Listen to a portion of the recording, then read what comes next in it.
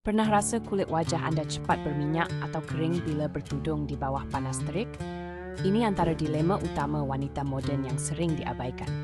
Sebenarnya, haba panas menyebabkan peluh terperangkap di bawah tudung, menjadikan kulit lebih mudah kehilangan kelembapan dan menghasilkan minyak berlebihan yang boleh menyumbang kepada jerawat.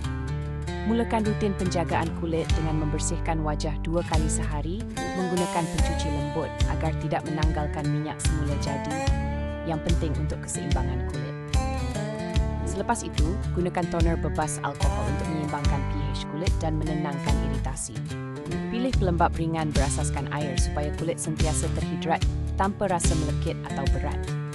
Jangan lupa sapu pelindung matahari walaupun berada di bawah tudung kerana sinar UV tetap boleh menembusi fabrik dan merosakkan kulit.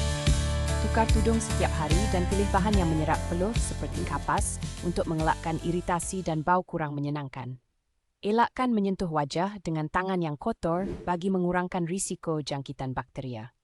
Amalkan minum air secukupnya untuk membantu hidrasi dari dalam dan pastikan tidur cukup untuk proses pemulihan kulit.